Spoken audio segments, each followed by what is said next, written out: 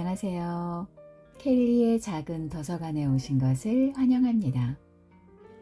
오늘은 박하신 작가의 포물선을 소개해 드리겠습니다. 외국인 노동자 레미가 포물선을 그리며 던진 테니스 공에 우연찮게 머리를 부딪힌 나는 이 작은 충돌을 계기로 그와 교류하게 됩니다. 우주 왕복선을 타는 게 꿈인 외국인 노동자 레미. 과연 그의 꿈은 이루어질 수 있을까요? 박하신 작가의 포물선 이야기 시작합니다.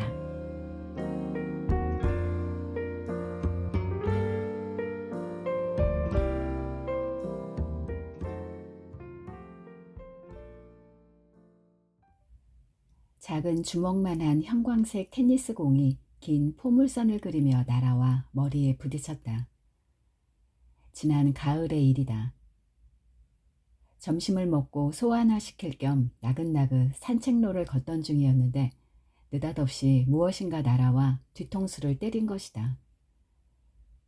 뒤를 돌아보니 잔디밭에는 테니스 공이 대굴거렸고 아랍계로 보이는 이국적 외모의 사내가 느긋한 걸음걸이로 다가오는 중이었다. 왼손에 야구 글러브를 끼고 있었으므로 공을 던진 당사자인 것 같았는데 그는 사과 대신 대뜸 다가와 악수를 청했다. 반갑습니다. 제 이름은 타미르 램이라고 합니다. 나는 얼결에 악수를 받고서 테니스 공을 주워 건넸고 램이라는 그 사내는 저는 캐치볼을 하는 중입니다. 라고 말했지만 이리저리 둘러보아도 그의 파트너는 보이지 않았다. 그가 종종 걸음으로 뒷걸음질을 치면서 이번엔 잘 받으십시오. 라고 말했기 때문에 내가 그의 캐치볼 상대로 낙점되었음을 짐작할 수 있을 뿐이었다. 그렇게 그날 오후 다소 두서없는 전개로 레미와 캐치볼을 하게 됐다. 난 누군가랑 공을 주고받는 일에 생각보다 서툴렀다. 다만 맨손으로 적당한 탄력의 테니스 공을 받아내는 느낌이 썩 나쁘지만은 않았던 것으로 기억한다. 반면 그의 몸짓은 아랍의 왕족처럼 우아하면서도 매끄러웠다. 한갓진 리듬으로 공을 주고받으며 우리는 대화를 나눴다. 이곳에서 일합니까? 예, 말단 비정규 계약직이긴 하지만요. 그 무렵 나는 항공우주센터라는 지방에 위치한 국가연구시설에서 대학에 알선한 일을 하는 중이었다. 지난해 교내 게시판에는 청년 일자리 창출이니 뭐니 조금 미심쩍을 정도로 많은 공고들이 써붙여 있었다. 졸업을 앞두고 막막하던 차에 될 대로 되라는 심정으로 물로켓 쏘듯 날려보낸 지원서인데 국립항공우주센터라는 전공과 전혀 관련도 없고 겸연쩍을 정도로 번듯한 곳에 덜컥 합격해버린 것이다. 말단, 그게 무슨 뜻입니까? 복잡하긴 한데 뭐 그런 게 있습니다. 그렇군요. 중요한 자리입니까? 보통 그렇게 보이진 않습니다. 24인치 캐리어를 덜덜덜 끌며 이곳에 도착한 첫날 가장 먼저 마주한 건 그제야 내게 무슨 업무를 맡겨야 하나 궁리를 시작하던 담당자의 얼굴이었다. 누가 봐도 이거 골치 아픈 걸 하는 표정이었다. 마치 내 도착을 깜빡 잊고 있던 가스 점검 같은 것쯤으로 여기고 있는 듯 했는데 아마 이곳에서의 내 존재는 국가와 대학의 여러 제도가 뒤엉킨 탁상 행정의 결과인 듯 했다.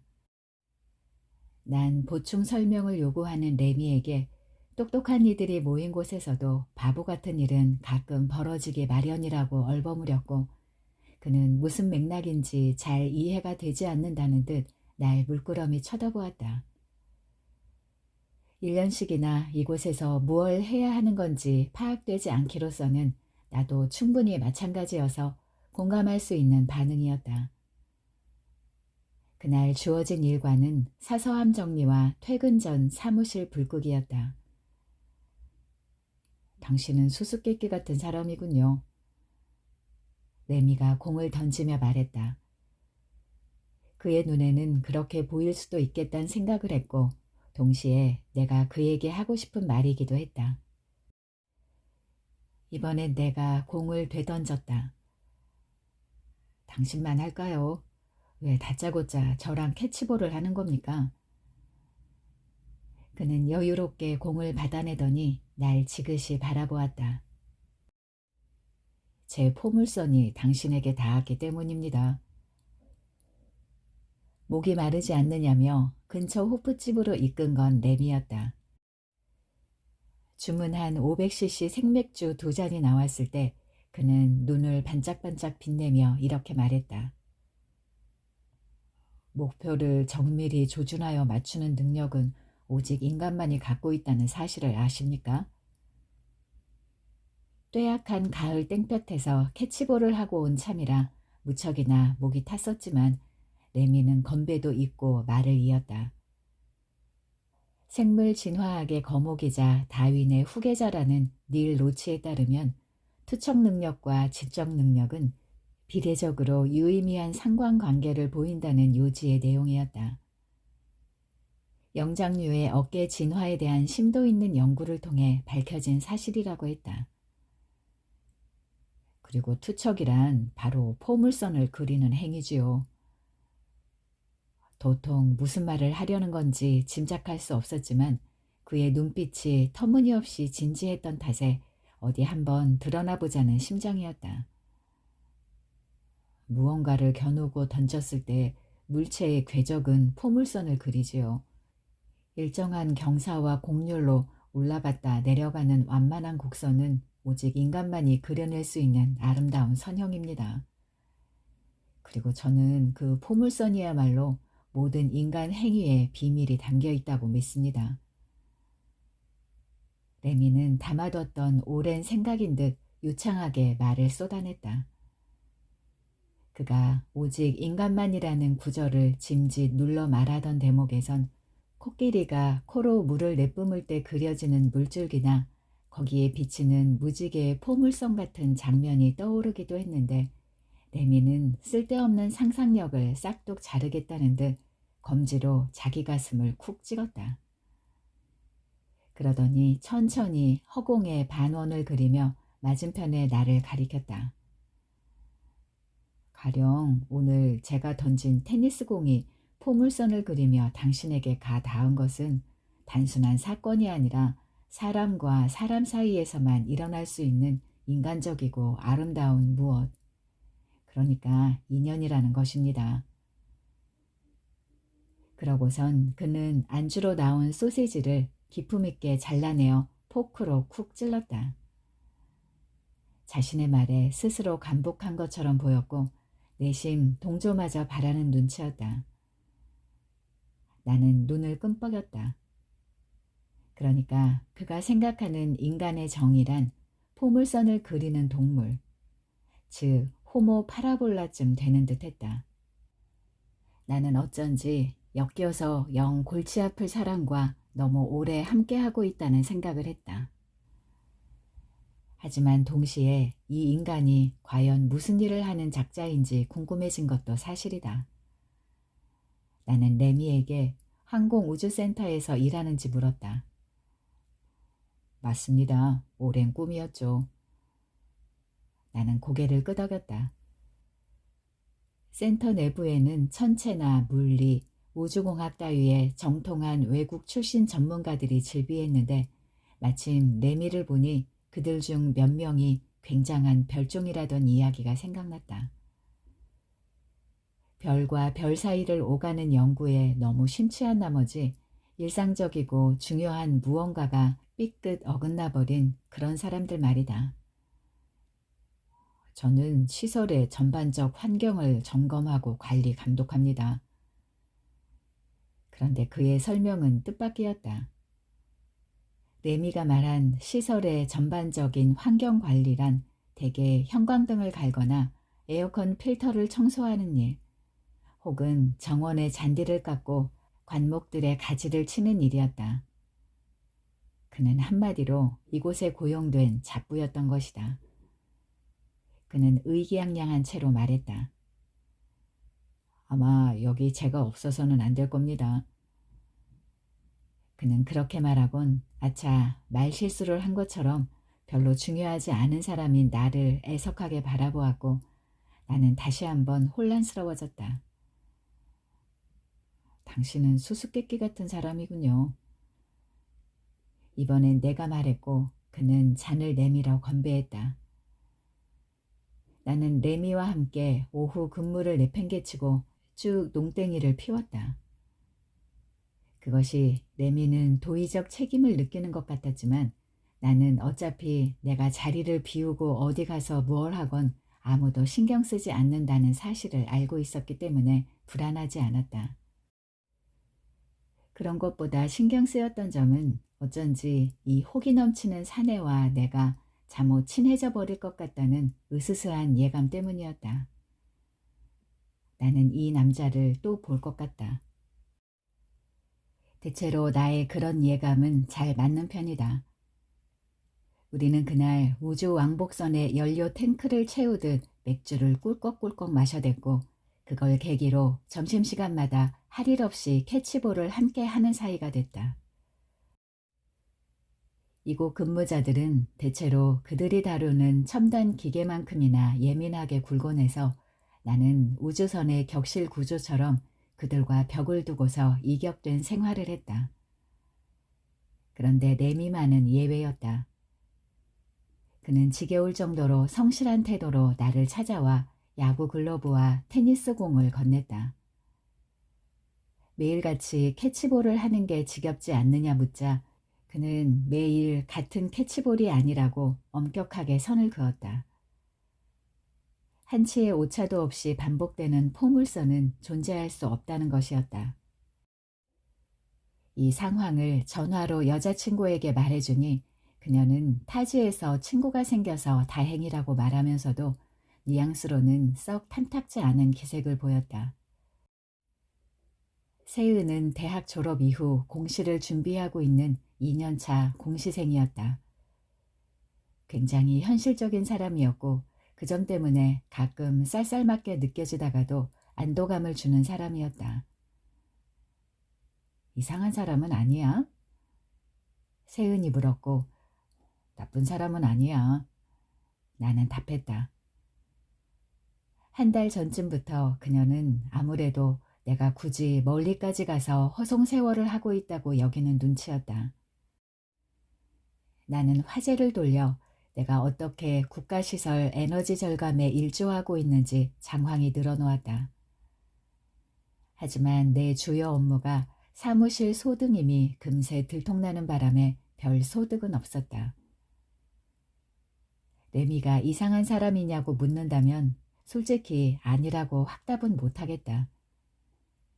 그는 캐치볼을 할 때면 종종 포물선이 어쩌고 하며 곧잘 떠들다가 어떤 날에는 새로운 인본주의가 저쩌고 하며 떠들었고 그러다 흥이 좀 붙는다 싶으면 자신이 생각해낸 포스트 휴머니즘이란 무엇인지 열변을 토해냈다. 난 그 말에 반쯤은 이해할 수 없었고 반쯤은 어차피 흘려들었으므로 사실상 레미는 벽에다 대고 떠드는 거나 다름없었다. 그래도 어쨌거나 퇴근하고 나면 별달리 할 일도 없는 벽지에서 남아도는 시간을 감당하려면 서로 말벗이라도 하는 수밖에. 그러다 보니 우리는 점심마다 캐치볼을 주고받는 사이에서 근무가 끝나면 호프집에서 맥주를 기울이는 사이가 되었고 함께 전철을 타고 귀가하는 사이가 되었다. 언젠가 그가 술에 취해 전철역에서 비칠거리며 했던 말이 떠오른다. 직선이 비인간적입니다. 무슨 말이냐고 되묻자 그는 꼬인 혀로 발음에 유의해가며 선로를 가리켰다. 이 철도 말입니다. 나는 곡선을 곧게 펼치려는 시도들 전부가 비참이라고 생각합니다. 이윽고 의례 그렇듯 장광설이 시작됐다. 나 역시 술에 적잖이 취한 탓에 반쯤은 날려먹었지만 생각나는 대로 그의 말을 옮기자면 대략 이렇다. 철도는 굽이굽이 곡선이 있어야 할 길들을 허물고 뚫어가면서 설치된다. 포물선의 신봉자인 레미의 눈에 철도는 인간성이 개입할 여지가 없는 직선적인 선로다. 그것은 우리에게 직선의 주법을 따라 달리라고 요구한다. 기차의 질주는 효율의 질주이고 분초를 다투는 근현대적 시간의 질주다. 그는 폴 비릴리오의 질주학이라며 다음처럼 말했다. 기차는 우리를 여행자로 만드는 게 아니라 운송되는 소포로 만들었습니다. 레미는 이러한 방식으로 진보해온 모든 인류사, 그러니까 인간이 포물선을 다림질해가며 효율적이고 치명적으로 변하기 위해 기울인 노력을 하나하나 호명해가며 분노를 쏟아냈다. 돌멩이가 그리던 포물선이 살갗을 뚫는 화살이 되었고 굉음을 내는 대포알이 되었다가 이제는 쏜살같이 날아가는 총알에 이르렀다며 모든 포물선이 직선으로 뻗어나간다고 한탄하는 그의 표정은 거의 울음을 터뜨릴 지경이었다. 과연 여기서 우리는 무엇을 얻고 무엇을 잃었을까요? 나는 그것이 슬퍼요. 오늘은 걸어서 가렵니다. 젠장. 나는 어딘가 빈약해 보이는 그의 논리에 철도에는 엄연히 곡선주로가 존재한다고 딴지를 걸어볼까 했지만 이야기가 길어질 것 같아 간두었다. 그가 휘청이기에 다가가 어깨를 부축했는데 레미는 내 팔을 획 뿌리치더니 아무렇게나 걷기 시작했고 이윽고 가까운 전신주에 다다라 구토를 했다. 그는 속을 개워내며 사르트르가 어쩌고 하며 이것은 존재의 메스꺼움이다. 존재의 구토다 하며 뭐라고 짓거렸는데 내가 보기엔 그냥 골뱅이 소면에 소맥을 너무 많이 마신 탓 그 이상도 이하도 아니었다. 나는 가까이서 레미의 등을 좀 두드려줄까 하다가 아무래도 새 신발을 신고 온 탓에 그냥 멀찍이서 응원하기로 했다. 구역질을 마친 레미는 잘 있으세요 친구, 아디오스. 저는 오늘부로 떠납니다. 하곤 터덜터덜 걸어서 사라져갔고 난 오늘은 사라져도 내일 또 볼 것만 같은 그 뒷모습을 멀리서 지켜보았다. 점점이 사라져가는 그의 모습에서 아차, 나는 막차 시간이 이미 지났음을 알아차렸다. 저 혼자 시간을 확인한 것이었다. 나의 예감은 역시 잘 맞는 편이라서 다음날 출근해보니 사라진다던 레미는 아무렇지 않게 자판기 앞에 앉아 숙취 해소 음료를 들이키고 있었다. 나는 별 기색 없이 곁에 설치된 사서함을 정리했다. 사서함 정리는 하루 일과의 시작이다. 나는 매일 우편물 중 내 앞으로 온 것이 있는지 꼭 확인해 본다. 아무도 보내지 않는데 왜 매일같이 확인하는 거죠? 레미가 물었다. 언젠가 나를 찾아주는 연락이 올지도 모르니까 매일 같은 사서함이 아닙니다. 그렇게 답하고서 놀랐는데 어딘가 영 익숙한 화법이었기 때문이다. 그는 내 대답이 뭔가 마음에 든다는 눈치로 고개를 끄덕였다.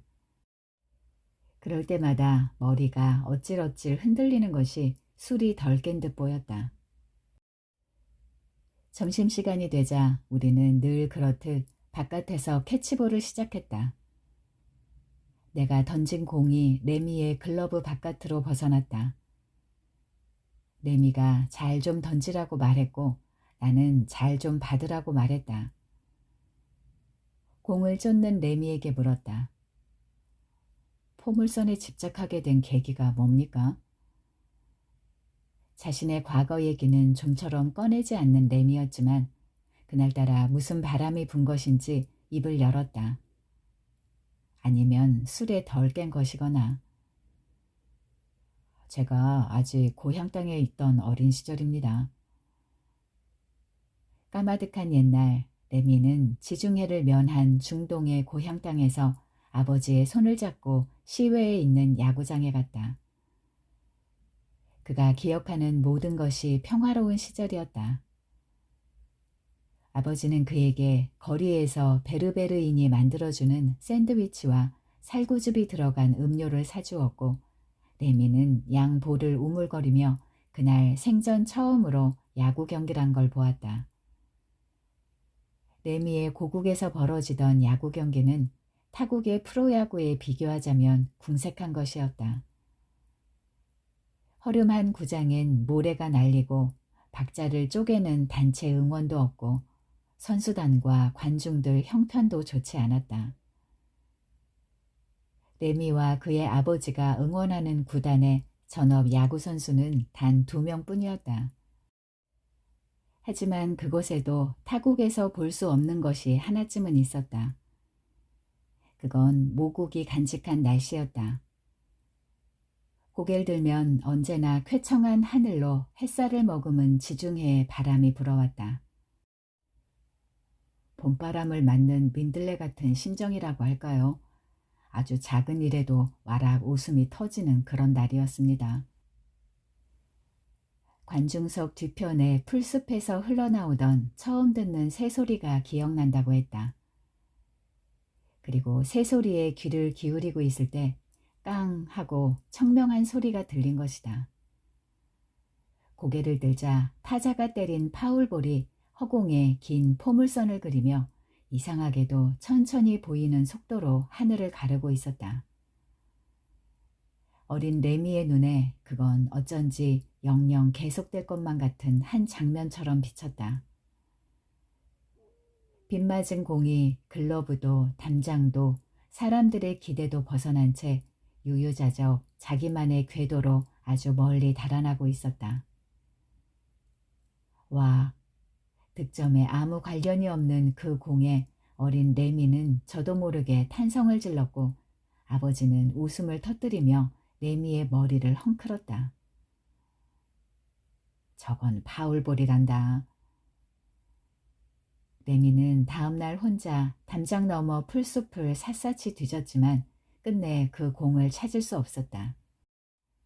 하지만 그는 그때 분명 그 파울볼이 그려낸 긴 포물선이 어린 시절 그의 가슴에 말로 표현할 수 없는 어떤 긴 홀을 깊게 그려넣은 것 같다고 말했다.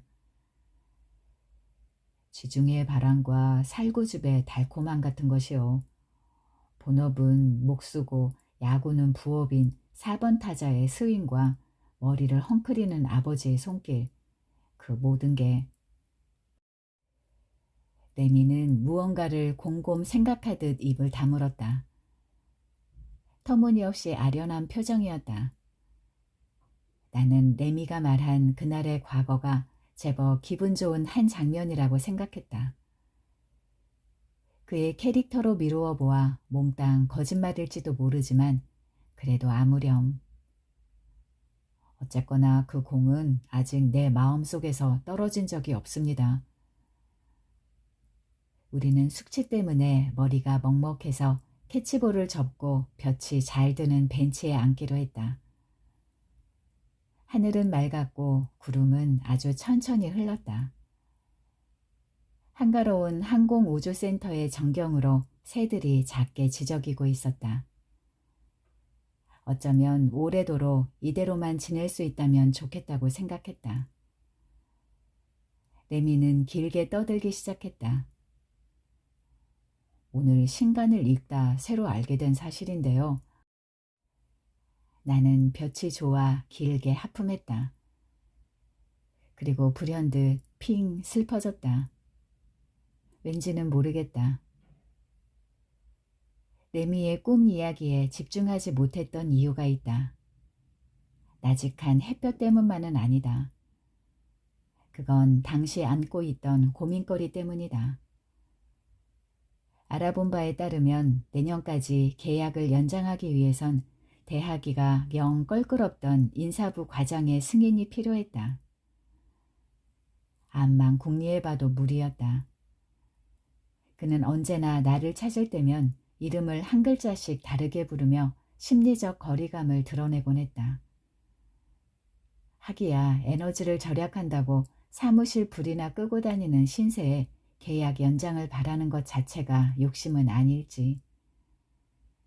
나는 꿈을 운운하는 레미의 말을 대강 잘라먹고 이런 고민을 털어놓았다. 업무가 에너지 절약이잖아요. 제 고용 자체가 절약과는 거리가 멀어 보여요. 그는 내 말이 한참은 잘못되었다는 듯 나무랐다. 사람은 절약될 수 있는 차원의 것이 아닙니다.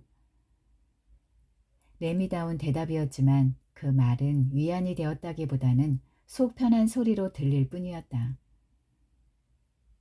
용기를 내어 자기 자신에게 당당해질 필요가 있습니다. 어쩌고. 그리곤 자신의 꿈에 대해 또다시 기나긴 이야기를 서리서리 풀어내기 시작했다. 이 사람한테 속내를 털어놓은 내 잘못이란 생각이 들었고 나는 레미의 꿈이 제 아무리 가슴을 찡하게 울리는 사연을 품고 있더라도 아주 심드렁이 대꾸하기로 복수심을 품었다. 그는 이렇게 말했다. 제 꿈은 우주 왕복선을 타는 것입니다. 가능할까요? 이제 눈앞까지 와 있지 않습니까? 레미의 눈동자는 시공 중인 우주 발사대 쪽을 향하고 있었다. 그건 항공우주센터가 진행 중인 국가 규모의 대형 프로젝트였다. 올해 안엔 완공시켜 무인 우주 발사체를 쏘아올리는 것이 이번 정권의 국가적 목표 중 하나였다. 나는 저걸 파라볼라호라고 부릅니다. 레미가 말했다. 레미가 꾸는 꿈의 규모는 확실히 나보다 컸다. 우주인이라니.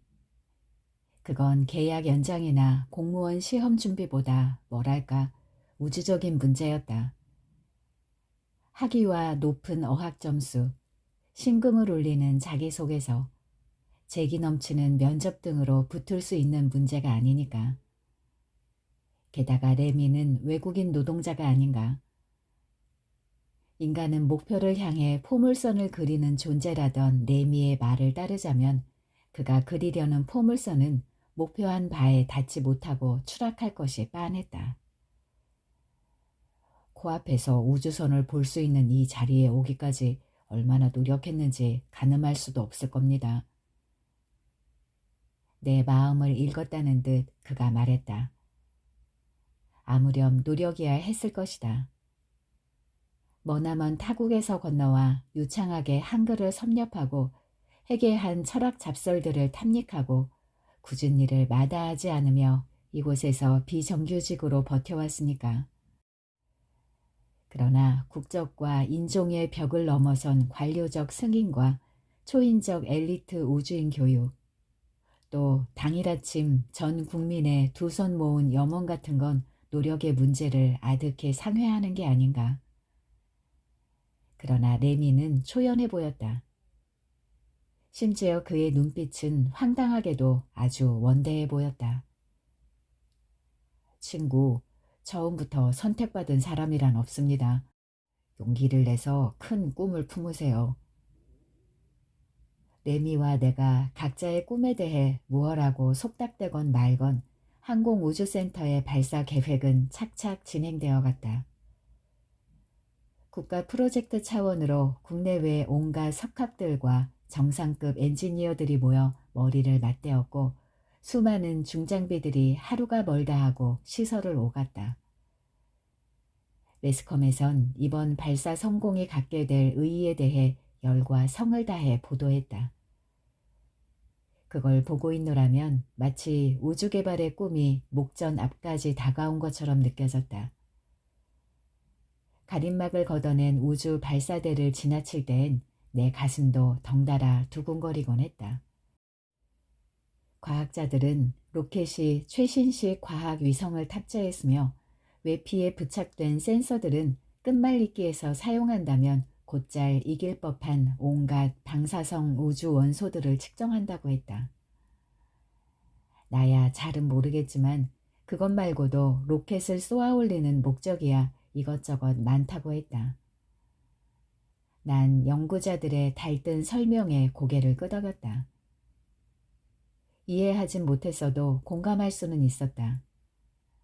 우리가 함께 나아가고 있다는 생각마저 들었다. 레미도 그에 맞춰 발빠르게 무언가를 준비하는 것처럼 보였다. 어느 날 그는 자재 창고에서 빼낸 커다란 드럼통을 굴리며 등장해선 자신이 그 안에 들어갈 테니 나더러 언덕 위에서 굴려주길 부탁했다. 고중력 가속도 적응 훈련입니다. 지구 궤도를 벗어날 때 정신을 붙들기 위해 필수적인 훈련이죠. 나는 그를 도와 드럼통을 굴리며 시설 뒤편의 언덕을 함께 올랐고 레미가 그 안에 낑낑대며 들어가자 신호에 맞춰 드럼통을 발로 찼다. 드럼통은 맹렬한 기세로 100m는 넘게 언덕배기를 사정없이 질주했는데 운석이 충돌하는 것 같은 큰 소리를 내며 나무 둥치에 부딪히고서야 멈췄다. 나는 레미가 아무래도 죽었겠거니 슬며시 자리를 뜨려 했는데 놀랍게도 그는 제 발로 걸어 나와 충격을 제어할 수 있는 수단이 있어야겠다며 코피를 쓱 닦았다. 훈련은 메모리폼 수면 베개를 드럼통 안에 가득 채워놓고서 재개됐다. 이 밖에도 레미의 극기 훈련은 계속됐다.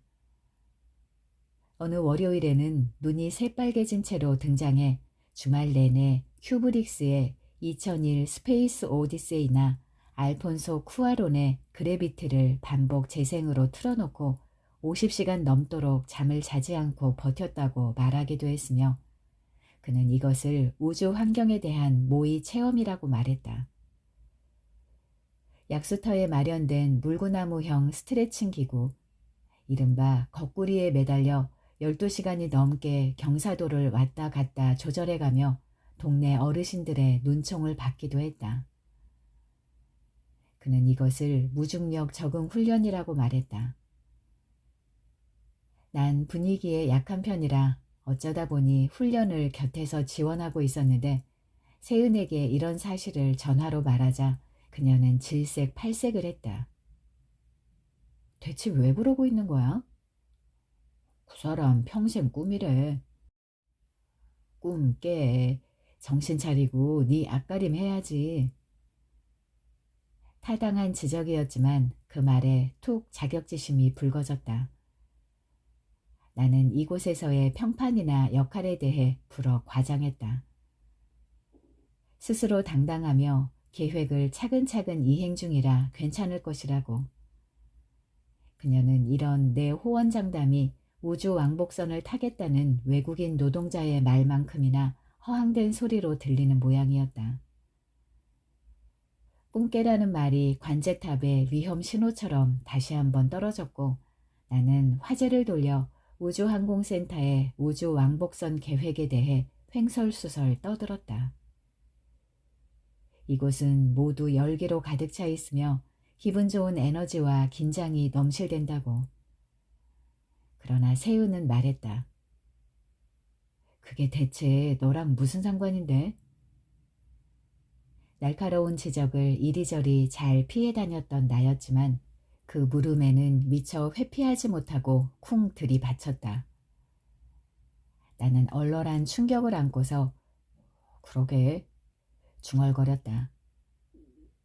확실히 인생의 이 시기는 세은의 말대로 내 앞가림이나 준비해야 할 시기인지 모른다. 그건 어딘가 부딪힐 충격에 대비해 좌충우돌 굴러가는 인생의 메모리폼 수면 베개를 덧대는 일일지도 모른다. 그리고 메모리폼을 빈틈없이 구석구석 대어놓으면서 깨닫게 될 거였다. 인생이란 각자의 방은 격실 구조로 이루어져 있다는 사실을. 세은의 한숨소리가 썰렁하게 이어졌다.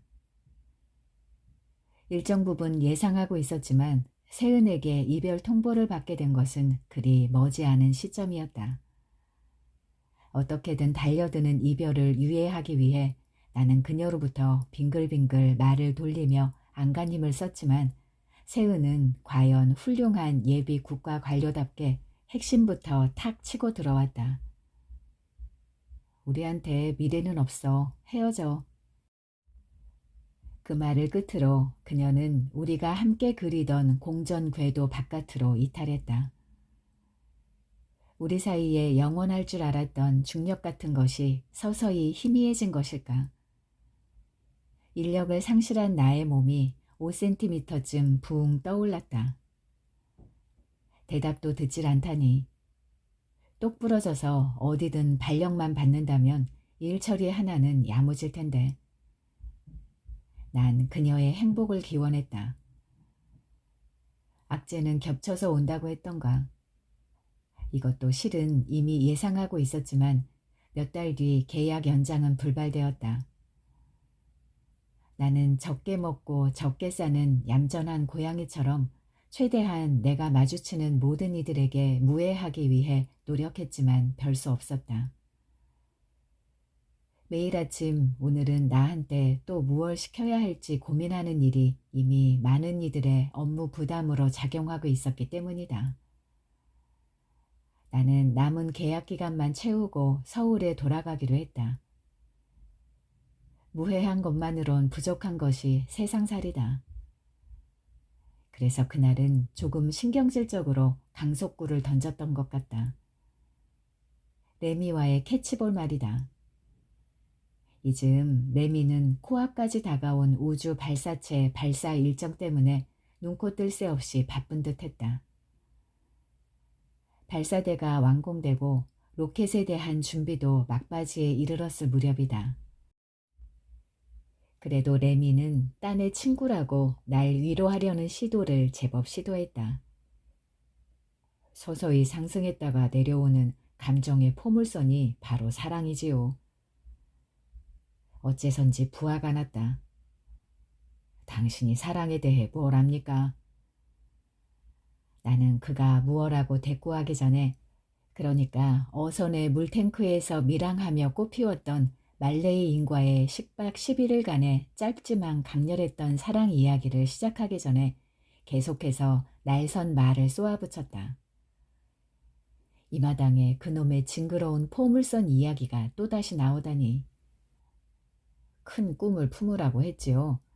저라고 처음부터 꿈이 없었겠습니까?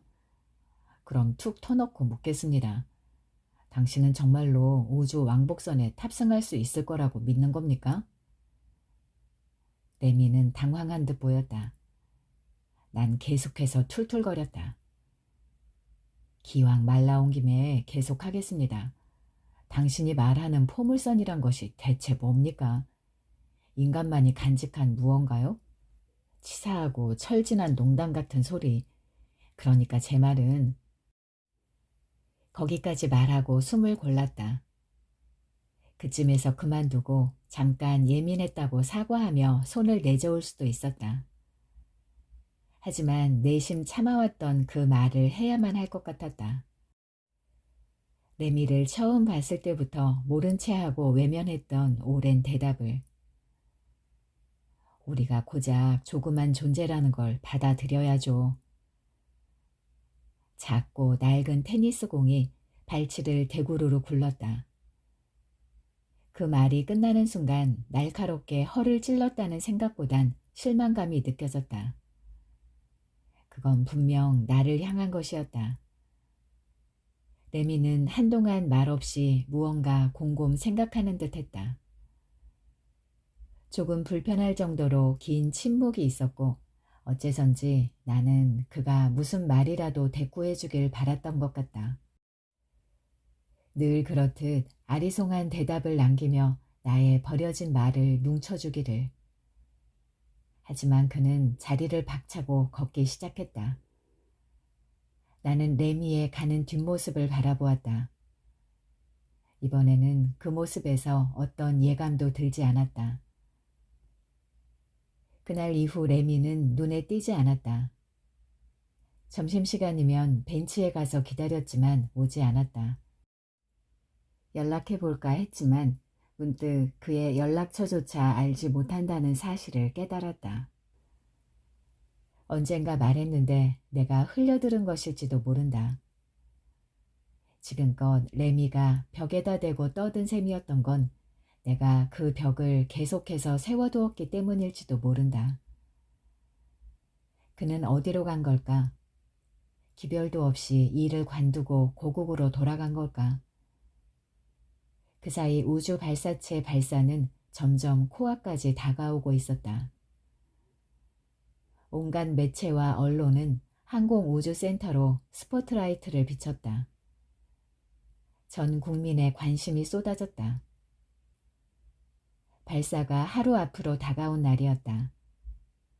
그날도 매일같이 사서함을 확인했는데 매일 같은 사서함이 아니었다.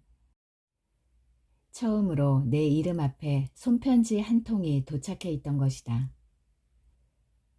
순간 그것이 세은이 보낸 것은 아닐까 가슴이 덜컥했다. 하지만 그것은 다름 아닌 레미가 보낸 것이었다. 하긴 요즘 같은 때 손편지라니 레미다웠다. 얼떨떨한 감정으로 나는 편지의 내용을 확인했다. 편지는 의례 그렇듯 요즘의 날씨에 대한 짧은 인상과 나의 안부를 물으며 시작한다. 이후엔 그가 요즘 탐독하고 있는 책들과 잡다한 흥미거리들이 늘어진다.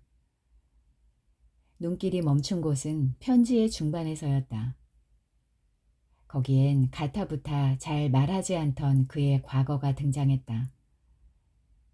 그는 말했다. 제 고향엔 민들레 홀씨를 실어 나르는 지중해의 바람과 주말이면 판자로 이어진 엉성한 야구장을 찾는 사람들이 있고 저는 그곳을 사랑합니다. 그리고 거기엔 주기적으로 떨어지는 폭염과 소음이 있습니다. 지중해 바람은 민들레 홀씨를 나르는 것과 함께 재와 먼지를 실어 나릅니다. 레미는 큰 소리가 나면 익숙한 몸짓으로 식탁 밑에 웅크리는 사람들과 폐허가 된 집터의 불씨를 가지고 노는 어린아이들의 생활을 썼다. 친구들이 나비를 쫓다 연기가 되어 사라지는 모습을 바라보는 눈동자의 심정에 대해 썼다. 잘 모르겠다고. 그는 서로가 서로를 향해 쏘아올리는 포물선의 역사가 어쩌다 이렇게 변모하게 되었는지 모르겠다고 토로했다. 그건 패권국들이 퍼뜨린 갈등의 씨앗 때문인지, 탐욕스러운 이들의 이기심 때문인지, 혹 그것도 아니라면 선택받은 민족과 땅 같은 게 정말로 존재해서인지 모르겠다고 그는 말했다. 당신은 위성을 쏘는 것과 미사일을 쏘는 것이 사실 같은 기술에 기반한다는 걸 아십니까?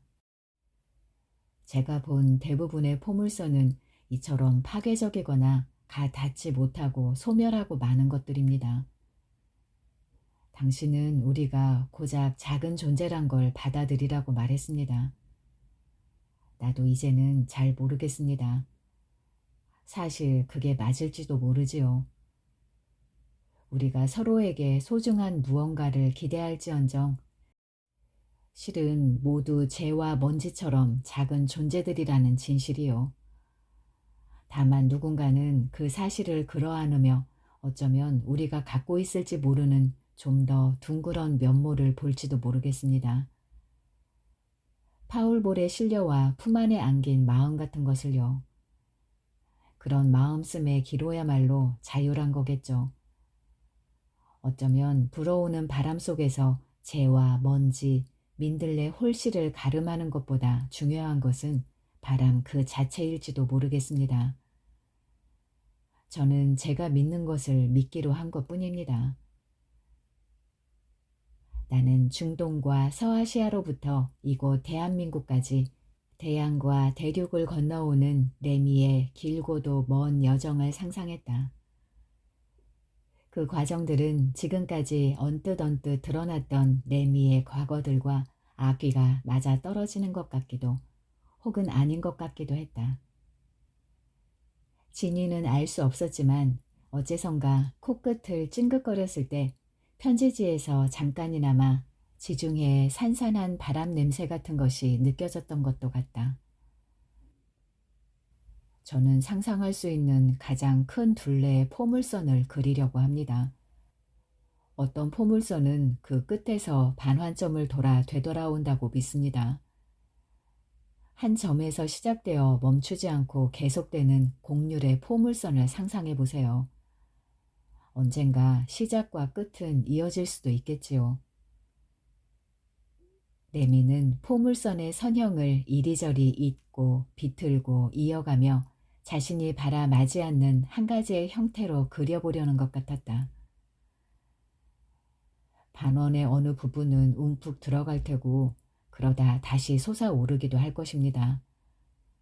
어느 곳에선가 뾰족한 예각을 세울 수도 있겠죠. 하지만 어떻게든 그 끝이 원점으로 다시 돌아와서 만난다면 그 모양이 어떤 모양일지 한번 상상해 보자는 말입니다. 사람의 심장을 닮았다는 그 모양을 생각해 보세요. 완전하진 않지만 두 손으로 감싸 보듬고 싶은 꼴, 완성된 포물선. 저는 그것이 인간성의 모양이라고 믿습니다. 편지는 그렇게 끝이 난다. 나는 작게 중얼거렸다. 레미, 그러니까 당신은 사랑을 말하려는 것입니까? 추신, 잘 있으세요, 친구. 아디오스. 나는 이제 정말로 떠납니다. 나는 어렴풋이 그 말이 사실일 것이라 예감했다. 그리고 레미는 영영 사라졌다. 우주 왕복선이 하늘로 쏘아 올려지던 당일 아침, 나는 레미와 늘 나란히 앉던 벤치에 앉아 공중에서 그것이 폭발하는 광경을 두 눈으로 바라봤다. 기대를 한 몸에 받던 우주 발사체는 2단 페어링 분리에 실패하며 하늘에서 산산조각이 났다. 많은 이들의 꿈과 바람과 열정과 증명과 공식들이 먼 우주의 창백한 별처럼 반짝거리며 휘 사라졌다. 나는 혼자서 테니스 공을 통통거렸다. 수소문해 보니 레미는 불법 체류자 신세였다는 사실이 인사부에 들통나 강제 출국을 당했다고 했다. 하지만 누군가는 그게 아니라 새로운 일자리를 찾아 다른 도시로 떠났다고 말했다. 그러나 누군가는 또 말했다. 우주 왕복선의 데이터 로그를 면밀히 검토한 결과 알 수 없는 이유로 격실 중 하나가 예상보다 과적제되었으며 바로 그 탓에 분리 절차에 오류가 생긴 것이라고. 그리고 자재 창고에서 꼭 성인 남자 한 명이 들어갈 수 있는 크기의 드럼통 한 개가 사라졌다고. 레미는 과연 어디로 간 걸까? 어디선가 자신이 찾아 헤매던 포물선을 마침내 발견했을까? 어디로 갔건 그가 모쪼록 행복하길 바랐다. 나는 이따금 발사체의 격실 속에 숨어있던 레미가 폭발을 추진력 삼아 대기권 바깥으로 튕겨나가선 우주를 유영하고 있을지 모른다는 황당한 생각을 한다. 아주 느릿느릿 기나긴 주기로 태양계의 긴 포물선을 그려가면서. 사실 이건 비밀이라 누구에게도 말은 안 했지만 내게만 슬쩍 기뜸해졌던 비밀 계획을 실행했더라면 영 불가능한 일은 아니다. 그리고 그가 그리는 포물선은 오랜 적막과 기다림 끝에 돌고 돌아 마침내 원을 그리며 맞닿을 것이다. 그 순간에 우주인이 된 레미는 과연 어떤 표정을 짓고 있을까? 나는 서울로 돌아왔다. 이것저것 내 앞가림을 시작해보려 하자 용기를 내서 큰 꿈을 품으라던 레미의 말이 문득 떠올랐다. 내가 지금 정말로 원하는 것은 뭘까? 나는 고민 끝에 용기를 내서 큰 꿈을 품었다. 놀랍게도 세은은 전화를 받았고 나는 말했다.